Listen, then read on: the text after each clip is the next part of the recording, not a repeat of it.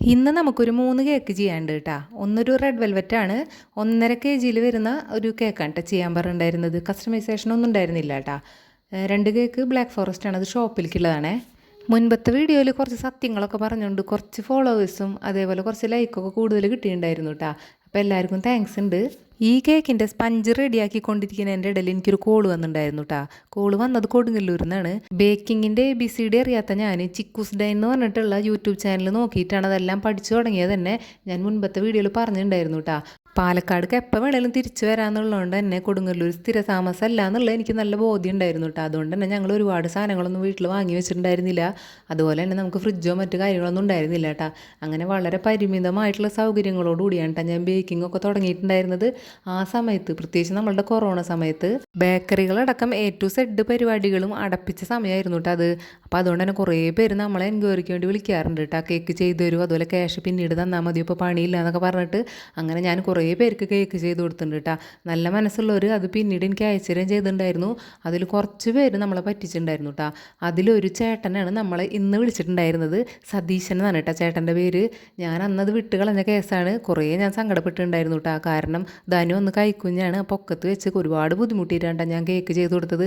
ആ ചേട്ടൻ ഞാനൊരു 4.5 കിലോ കേക്ക് ചെയ്ത് കൊടുത്തിട്ടുണ്ടായിരുന്നു കേട്ടോ 2 തവണയായിട്ട്. പക്ഷേ ആ ചേട്ടൻ്റെ വേറൊരു അഡ്രസ്സും കിട്ടാനുണ്ടായിരുന്നില്ല. ഫോണിലേക്ക് വിളിക്കുമ്പോൾ ഒക്കെ ബ്ലോക്ക് ആക്കിയിട്ടിരിക്കുകയായിരുന്നു. ഈ ഒരു കേസ് എനിക്ക് ഒരിക്കലും മറക്കാൻ പറ്റുന്നുണ്ടായിരുന്നില്ല കേട്ടോ. കാരണം അത്രയും ബുദ്ധിമുട്ടിയിട്ടാണ്, ടൂൾസ് ഒന്നും ഇല്ലാണ്ട് ഞാനിത് ചെയ്ത് കൊടുത്തിട്ടുണ്ടായിരുന്നത്. അപ്പുറത്തെ വീട്ടിലെ ഫ്രിഡ്ജിലൊക്കെയാണ് കേട്ടോ കേക്ക് സ്റ്റോർ ചെയ്തിരുന്നത്. അപ്പോൾ രാത്രിയും പകലില്ലാതൊക്കെ ഒരുപാട് കഷ്ടപ്പെട്ടിട്ടാണ് ഞാൻ കേക്ക് ചെയ്ത് കൊടുക്കാറ്.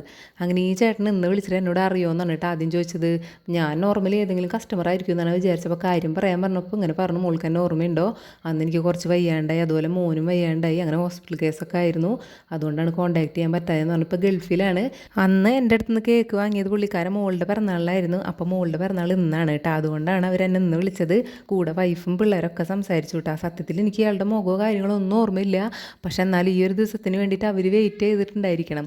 എന്നിട്ട് അന്നത്തെ ക്യാഷ് തരാനുള്ളതിനേക്കാളും കൂടുതൽ ഒരു 500 രൂപ എനിക്ക് കൂടുതൽ അയച്ചു തന്നിട്ടുണ്ടായിരുന്നു കേട്ടോ. എന്തായാലും ഈ ഒരു സംഭവം ലൈഫിൽ മറക്കാൻ പറ്റാത്തൊരു അനുഭവമായിട്ട് എനിക്ക് തോന്നുന്നുണ്ട്. എന്തായാലും അന്ന് പറ്റിച്ചു എന്ന് വിചാരിച്ചത് ഇന്ന് എന്തായാലും തിരിച്ചു വന്നു കേട്ടോ. അല്ല, നമ്മുടെ ഷോപ്പിൽ 1-2 പിള്ളേർ വരും കേട്ടോ ഇടയ്ക്കിടയ്ക്ക്. അവർ അമ്മയ്ക്കോ അച്ഛനോ അല്ലെങ്കിൽ ആർക്കെങ്കിലുമൊക്കെ ഗിഫ്റ്റ് കൊടുക്കാൻ വേണ്ടിയിട്ട് 1/2 കിലോ ബ്ലാക്ക് ഫോറസ്റ്റ് വെച്ചിട്ടാണ് വരിക. ബ്ലാക്ക് ഫോറസ്റ്റിന് 300 ആണ് റേറ്റ്. അപ്പോൾ 270-250 രൂപ ഒക്കെ ഒപ്പിച്ചിട്ടായിരിക്കും കേട്ടോ വരിക. എന്നാലും ഞാൻ 20-30 കുറവാണെങ്കിലും കേക്ക് കൊടുക്കാറുണ്ട്. അപ്പോൾ അങ്ങനെ ആർക്കെങ്കിലും ക്യാഷ് ഇല്ലാണ്ടോ അല്ലെങ്കിൽ വേറെ നിവൃത്തിയില്ലാത്ത കേസൊക്കെ ആണെങ്കിൽ എന്നെ എന്തായാലും കോൺടാക്ട് ചെയ്യാം കേട്ടോ. അപ്പോൾ നമ്മുടെ ഷോപ്പിൽ കേക്കൊക്കെ ഇഷ്ടംപോലെ ഉണ്ട്. ഒരു കേക്ക് കൊടുത്താലും എനിക്ക് വലിയ നഷ്ടമൊന്നും വരില്ല. അങ്ങനെ ആർക്കെങ്കിലും ബുദ്ധിമുട്ടൊക്കെ ഉണ്ടെങ്കിൽ എന്നോട് ഉറപ്പായിട്ടും ചോദിച്ചോട്ടോ, ഞാൻ കേക്ക് എത്തിച്ചേരാം. ഇന്നത്തെ വീഡിയോ ഇത്രയേ ഉള്ളൂ. താങ്ക്